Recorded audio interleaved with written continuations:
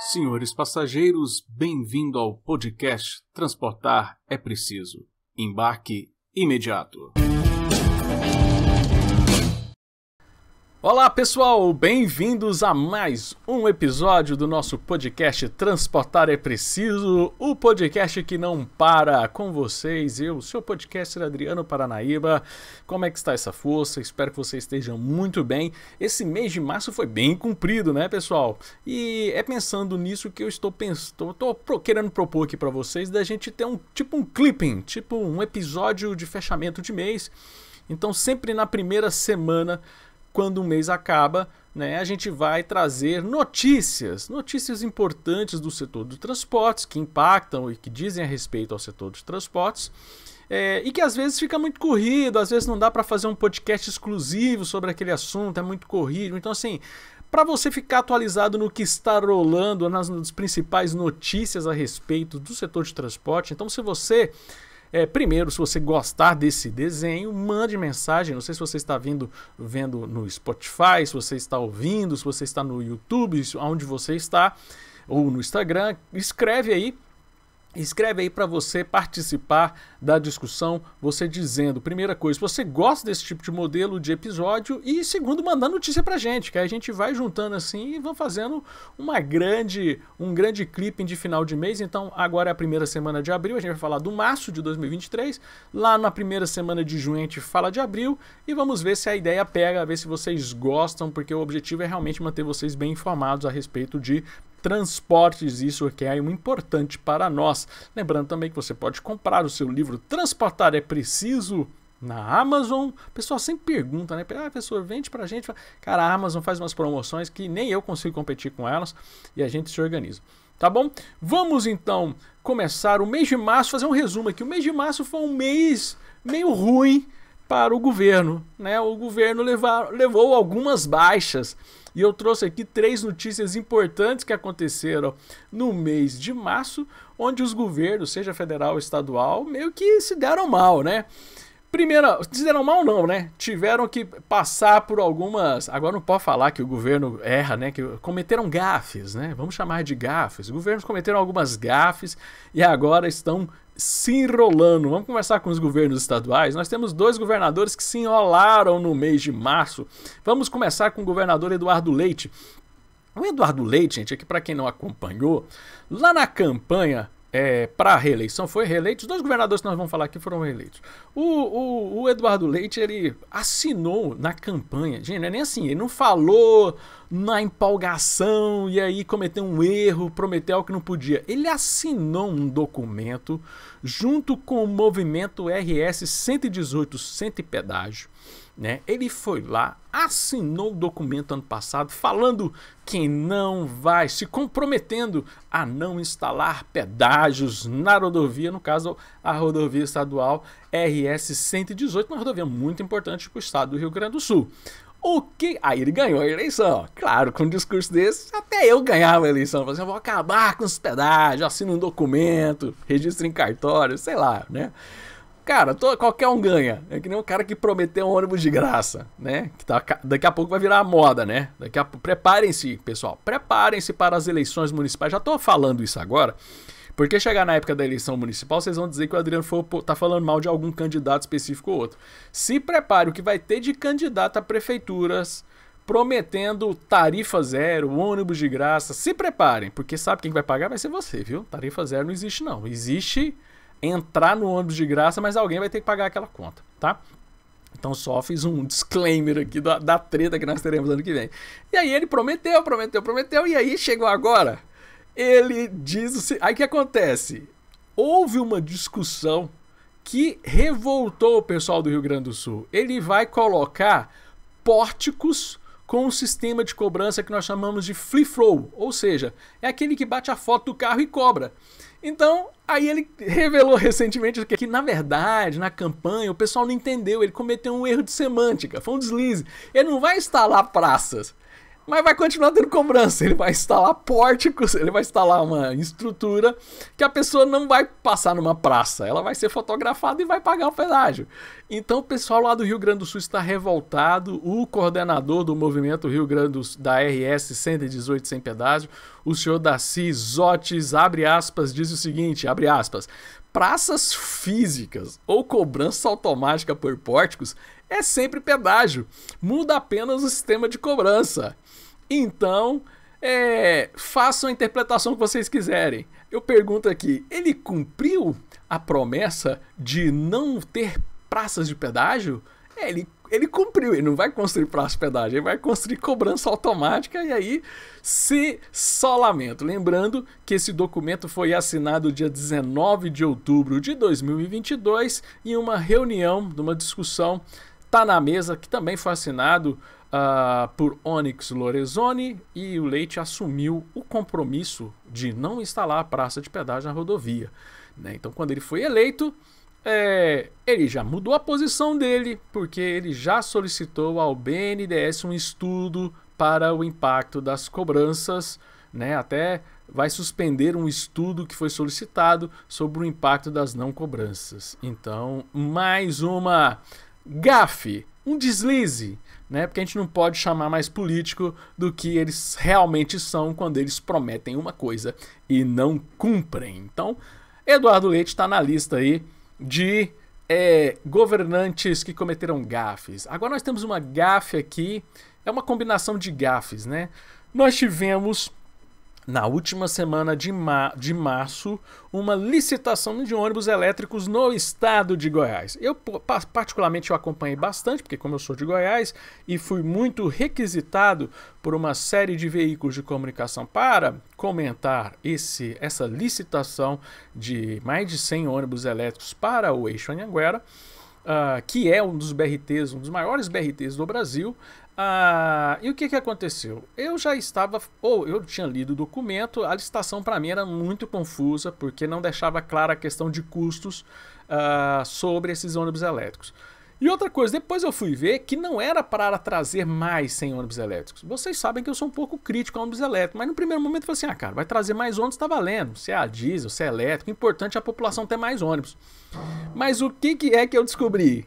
Eu descobri lendo o documento, e depois eu fiz essa crítica na mídia aqui local, que não era mais ônibus, era uma licitação para substituir ônibus, ou seja, benefício para a mobilidade urbana ia ser zero para a população. Sabe aquela pessoa que está voltando no ônibus 6 horas da tarde, naquele ônibus lotado, com aquele cheirinho agradável de serviço realizado, né?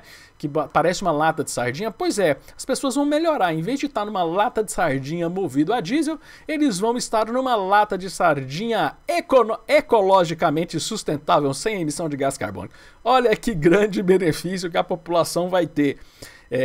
Eu sou um crítico não ao ônibus elétrico, sou crítico à tecnologia, ao que a essa vontade de empurrar. Nós até temos aqui um episódio que nós gravamos recentemente com o pessoal da revista Autobus falando dessas taras dos políticos de querer trazer o ônibus elétrico, sendo que a gente tem outras possíveis novidades que podem ser tão boas quanto o próprio ônibus elétrico. Por exemplo, nós temos uma tecnologia de um ônibus elétrico que não tem as baterias, porque o problema do ônibus elétrico é aquela bateria gigante que depois vai fazer o que com essa bateria? Nós temos já uma tecnologia do ônibus a etanol, que o ônibus ele roda, é uma novidade também da semana, eu vi essa matéria essa semana e achei muito legal, né? Tem até um núcleo de estudos lá na UNB do pessoal da engenharia mecatrônica, que eles fazem o seguinte estudo, lá do Campus Gama, se não me engano, que eles fazem um estudo de um ônibus movido, e já está disponível esse tipo de tecnologia, um ônibus movido a etanol, ou seja, você abastece etanol, e aí ele queima aquele etanol num motor que não está ligado às rodas, não é torque, então ele não tem aquele gasto, porque o grande gasto do ônibus é a energia para você mover o ônibus.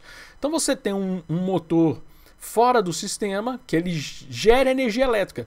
Então você usa o etanol para fabricar energia elétrica e essa energia elétrica abastece o ônibus. E um ônibus sem bateria fica bem mais leve, então você vai ter uma eficiência energética muito melhor. Lembrando, gente, que a gente fala de energia elétrica, mas nós temos que lembrar que o etanol é uma coisa brasileira, uma tecnologia brasileira que é tão economicamente eficiente, é muito melhor do que o diesel, e eu vejo que a gente explora pouco. Então nós já temos tecnologia para isso.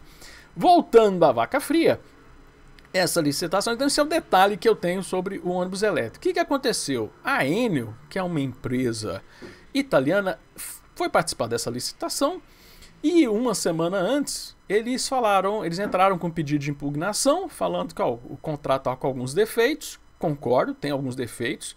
A Enel falou que eram problemas constitucionais. Eu não vi inconstitucionalidade, eu vi que realmente os pontos que eles colocam é problemas que trazem incerteza para quem assinar aquele contrato, relacionado à questão de custos, à questão de manutenção. Então, assim, a coisa não está clara. Ela fala que é inconstitucional. Eu discordo desse ponto, eu acho que não é inconstitucional, mas realmente são problemas que trazem insegurança. E aí o nosso governador Ronaldo Caiado faz a seguinte colocação a respeito da Enel, abre aspas, isso não me surpreende, nunca vi a Enel como uma empresa. A Enel é uma facção criminosa, um braço da máfia italiana que quase destruiu o sistema de energia do estado de Goiás e agora está querendo impedir e prejudicar as melhorias do transporte coletivo de Goiânia, num gesto de retaliação pela saída da empresa. O governador falou que outras empresas vão vir, eles podem tentar melar que vai dar super certo, que se danem eles, né? Mas olha só, a licitação aconteceu, foi aberto o certame e não houve interessados. E aí você teve um problema grande, porque aí não era só uma questão... E aí o governador quis jogar na conta da Enel que ela quis melar a licitação do dia 27 de março. Não foi melar, governador. Quando não tem interessado é porque o contrato é ruim. Se a Enel quiser falar, ela pode falar o tanto que ela quiser mal do contrato. Se alguém olha o contrato e vê que ela é interessante, vai participar da licitação. O negócio é que o contrato é ruim. A proposta é muito ruim. Não pela questão energética, tá? Pelas questões do ônibus elétrico, mas principalmente pelas questões das garantias, que o contrato não deixa claro. Muita coisa o contrato não deixa claro. O governo do estado de Goiás promete fazer um novo edital até o final de abril, porque o governo está nessa tara maluca e de boa. Ele falou aqui que vai prejudicar melhorias do transporte coletivo. Quando vai ter melhoria do transporte coletivo, substituir ônibus a diesel por ônibus a eletricidade não, governador. Vamos baixar a bola aí. Outra, chamar uma empresa de facção criminosa é muito exagero, né, governador? De novo, é mais uma cota de gafes que os nossos governadores estão realizando ao longo de março. Vamos torcer, né, porque quem inaugurou esse sistema de gafe aí foi o presidente. Vamos torcer para isso não virar moda na política, tá, pessoal? Vamos torcer para não virar moda na política, é o sistema de gafes que a gente está tendo hoje aqui no nosso, principalmente relacionado ao transporte. Ainda bem que a gente não fala de outros assuntos também, porque vai dar mais problema. O problema da treta do governador com a Enel é porque a Enel foi a empresa que, quando privatizou a empresa Celg, que era a energia de Goiás, a Enel assumiu, prestou um serviço ruim. Claro, o contrato também foi ruim. Aqui não é uma discussão de se é privado ou se é público é melhor, é porque quando você faz um contrato ruim o serviço vai ser ruim. E recentemente a Enel foi tirada e foi colocada a empresa Equatorial para oferecer energia elétrica. Então o governador está achando, né, que o espírito vingativo da empresa contra o governo dele é tão grande quanto o próprio dele, de fazer vinganças, que é uma coisa que a gente está vendo. Infelizmente os governadores estão indo à forra, né, nos seus processos vingativos, né? Notícia boa para a gente não ficar só nas críticas e só nas porradas aqui com os nossos governantes. Uma notícia muito importante e muito boa que aconteceu em março. Com maioria, o STF julga constitucional a adoção do regime de autorização para o transporte rodoviário interestadual de passageiros. Gente, para quem já acompanha o nosso podcast, já sabe o quanto que a gente defende a pauta de você ter um sistema de autorizações para o transporte rodoviário interestadual internacional coletivo de passageiros por ônibus, o famoso TRIP, né? Isso daí gerou uma série de ações diretas de inconstitucionalidade, ADIs, né? Seja da Procuradoria-Geral, seja de associações de empresas de ônibus que são contra o regime de autorização. O regime de autorização é aquele regime que vai permitir como empresas como Buzzer, Flixbus, e não só essas duas, mas o melhor, para que muitos outros players possam vir para o mercado com segurança jurídica. O STF julgou que isso daí é constitucional. Então, que a NTT, porque a NTT estava assim, eu não posso fazer mais sistema de autorização porque o TCU disse que é inconstitucional. Porque o STF não me garantiu que é constitucional, então não posso, eu tive que parar, né, um processo que começou, né, esse sistema de autorização começou com a resolução 4770 de 2015 e foi interrompido. E o que acontece? Vai poder voltar, então a NTT vai poder parar de dar desculpas de que nós não podemos colocar o regime de autorização porque a gente está sob júdice, não sei o quê. Então o que aconteceu? Aconteceu que já havendo uma discussão sobre a questão, porque é uma discussão de mais de 20 anos sobre essa questão da licitação, de ter licitação, de não ter licitação. Então a gente tem o que? A gente tem que agora pode ser autorização, e isso faz com que agora a mesa vire para a ANTT, que vai ter que retomar então a discussão do novo marco regulatório para trazer essa segurança, para, como eu disse agora há pouco, trazer novos players, novas concorrências, novos concorrentes e livre concorrência para essa discussão. Essa votação aconteceu e foi sinalizada bem no começo, no finalzinho da semana, no final da semana, no dia 24 de março, e tivemos uma reação interessante.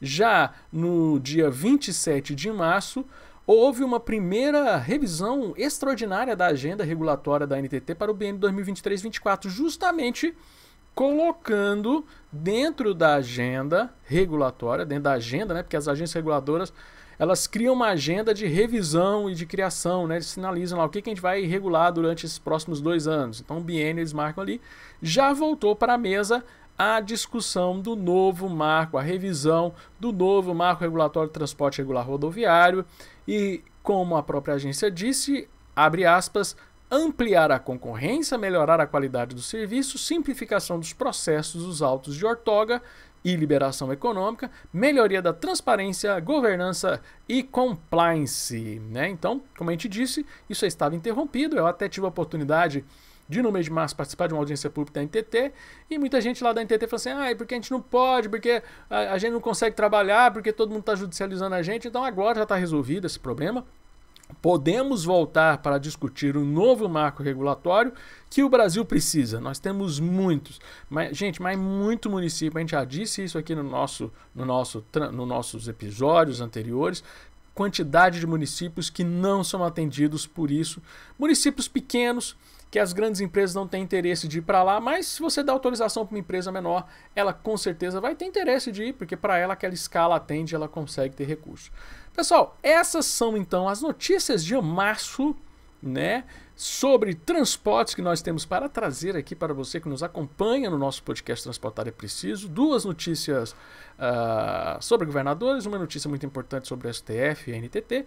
Então, quero que a gente crie esse hábito de pegar notícias que às vezes não dá para a gente fazer episódio específico. Claro, essa discussão do STF com a NTT, isso aí vai gerar mais episódios. Isso aí não tem fim não, porque esse marco regulatório de transporte rodoviário interestadual de passageiro, enquanto isso aí não desenrolar efetivamente, nós vamos ter muita discussão para fazer aqui no nosso podcast. Mas enquanto isso a gente vai só dando as notícias pautadas, e agradeço muito a vocês. De novo, como eu falei no começo do episódio, se você gostou desse tipo de episódio, falando de notícias do mês, manda um like, manda um joia, escreve. Ou se não gostou, não gostei, eu acho que o bacana é pegar um episódio e dissecar um assunto. Cara, vocês que mandam aqui, bicho. A audiência é o patrão do Transportar é Preciso. Vocês que decidem como é que vai ser, como é que a gente vai tocar o barco aqui.